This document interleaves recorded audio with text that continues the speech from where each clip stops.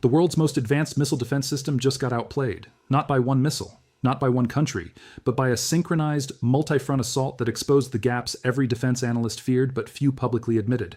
What happened on March 18th and 19th was not an escalation. It was a structural shift in how this war is being fought, and the consequences are already moving global energy markets, displacing millions of people and draining American war funding at a pace that has no clear endpoint. Stay with me, because by the end of this, you will understand not just what happened, but why it changes everything going forward. Iran launched 9 Khorramshahr 4 ballistic missiles toward central Israel in the early hours of March 19th, and what makes that number deceptive is what each missile actually carries. This is not a single warhead aimed at a single target. Each Khorramshahr 4 releases up to 24 individual bomblets from one missile body, scattering high-explosive submunitions across a radius of up to 5 miles. That means a single launch event can blanket an area the size of a small city with indiscriminate fragmentation. CNN field analysts confirmed impact patterns from 2 separate strikes spread across 7 and 8 miles respectively, with completely random distribution across homes, roads, parks, and open ground. The missile itself stands 13 meters tall, weighs 20 tons at launch, and uses hypergolic liquid fuel that can sit preloaded in tanks for years, cutting preparation time to roughly 12 minutes. Once airborne, it reaches speeds of Mach 16 outside the atmosphere and Mach 8 within it, and the warhead separates during the terminal descent phase. By the time any interceptor system is tracking the incoming object, it is chasing a detached body moving at extraordinary velocity with no propulsion system attached. The engineering lineage traces back to North Korea's Hwasong-10, which itself descends from a Soviet submarine-launched ballistic missile, meaning this weapon carries decades of superpower engineering inside an Iranian casing. That is what Israel's air defense network faced 9 times in a single strike window.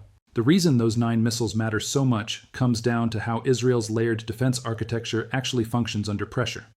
The Arrow system is designed to intercept ballistic missiles at high altitude, and under normal conditions it performs that role effectively. But the Khorramshahr 4 introduces a timing problem that fundamentally undermines the intercept logic. Because the submunitions release before or during the terminal phase, a successful Arrow intercept of the missile body does not guarantee destruction of the bomblets. If the intercept angle is not perfectly head-on, if the intercept occurs even slightly too late, the 24 submunitions are already free, already falling, already beyond the point where any system can track and engage them individually. Israeli missile defense expert Talon Bar, who consults for Israeli defense firms, described cluster munitions directly as a mechanism to bypass active missile defense. He also noted that Iran appears to be deliberately shifting toward cluster warheads because its overall launcher inventory has been degraded by prior US and Israeli strikes. Fewer working launchers means each surviving missile must produce maximum damage per launch. The cluster warhead solves that equation. An Israeli military official publicly acknowledged that the country's air defenses are among the best in the world, then immediately followed that statement by saying the defense is not airtight. That admission from a serving official during an active conflict is not routine caution. It is a public confirmation that the gaps are real, measurable, and being exploited in real time. Those gaps have already produced a human cost that the missile count alone does not capture. 2 construction workers were killed in Yehud outside Tel Aviv, caught outdoors on a job site during a strike window. A couple in their 70s were found dead in Ramat Gan, just outside their safe room, close enough to shelter to have believed they made it.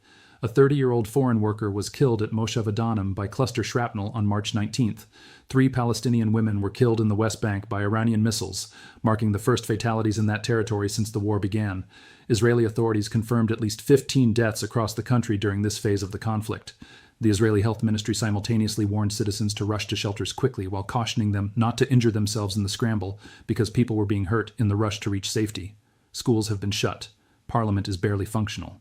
The National Ombudsman declared the shortage of adequate shelters in northern Israel an urgent danger requiring immediate government action. And yet, according to every available measure of public opinion, Israeli resolve remains high. The population is living underground and still supporting the campaign. That psychological combination, maximum disruption paired with unbroken resolve, is one of the most strategically consequential dynamics in the entire conflict because it determines how long a democracy absorbs this kind of sustained punishment before political calculations shift. Iran did not execute this strike alone. The IRGC confirmed on March 11th that Wave 40 of Operation True Promise 4 was, in their own words, a joint coordinated operation between the Revolutionary Guards and the Lebanese resistance. That was the first time Iran publicly acknowledged real-time operational synchronization with Hezbollah during this war. On March 18th and 19th, that coordination was on full operational display. While Iranian ballistic missiles were striking central and southern Israel, Hezbollah launched simultaneous salvos into Haifa, Nahariya, and across the Galilee. The timing was not coincidental. It was architectural. The strategic objective of simultaneous multi-front saturation is to force Israel's layered air defense system to make triage decisions, to choose in real time what gets intercepted and what gets through.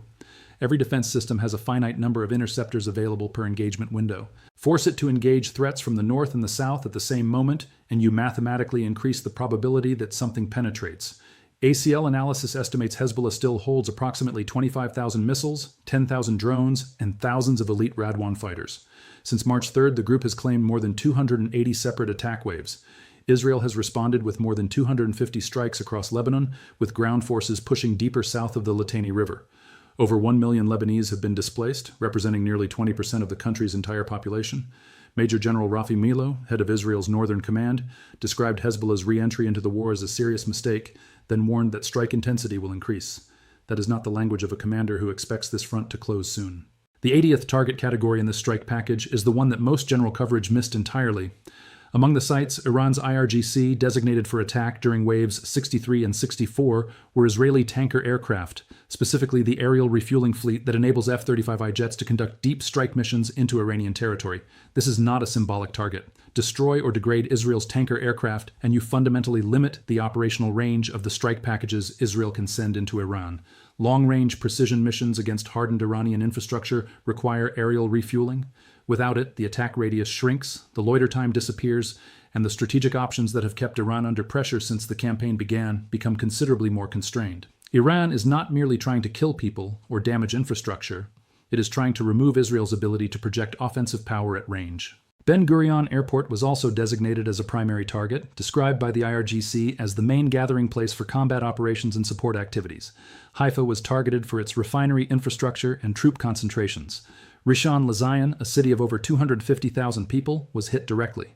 This is a target list designed to degrade military capability, economic function, and civilian psychological endurance simultaneously, which is a significantly more sophisticated operational design than most public commentary has acknowledged. The dimension of this conflict that has the most direct consequence for the global economy is not the missile exchange over Israel. It is what Iran did to Gulf energy infrastructure under the Wave 63 designation. On March 18th, Israel struck Iran's South Pars gas field, the single largest natural gas reserve on the planet, shared between Iran and Qatar. Iranian President Pezeshkian warned of uncontrollable consequences that could engulf the entire world. Within hours, the IRGC struck back across the Gulf.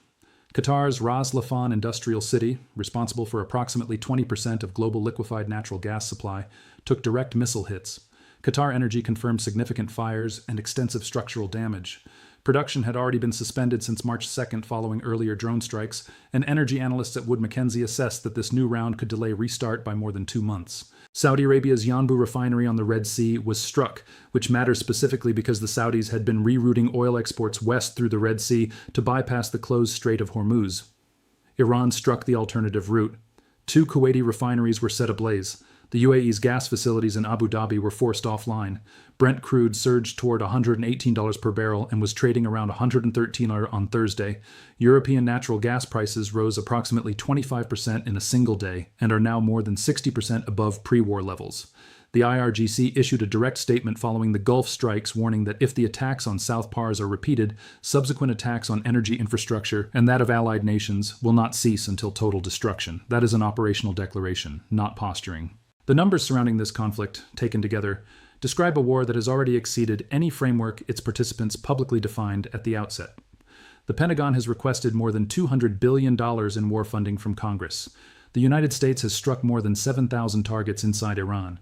Iran reports over 1,244 dead, including approximately 450 women and children. 13 American service members have been killed across the region. The Strait of Hormuz remains effectively closed, cutting off 20% of global oil and 20% of global LNG exports from normal transit. Iran claims more than 5 million Israeli residents have been living in shelters for extended periods. Over 1 million Lebanese are displaced. Israel claims it has destroyed more than 70% of Iran's ballistic missile launchers and 85% of its air defense network. And yet Iran just executed a synchronized 80-target barrage across the full length of Israel while setting Gulf energy infrastructure on fire from Qatar to Kuwait to Abu Dhabi to Saudi Arabia. Either the damage assessments are significantly overstated, or Iran dispersed and concealed reserves that survived the entire campaign. Both explanations carry severe implications, and neither one has been publicly addressed by any government involved. The question no capital is answered. The only question that ultimately matters is what winning looks like when the global economy is already absorbing the cost. The silence on that question, from Washington, from Tehran, from Jerusalem, is the most important thing happening in this war right now.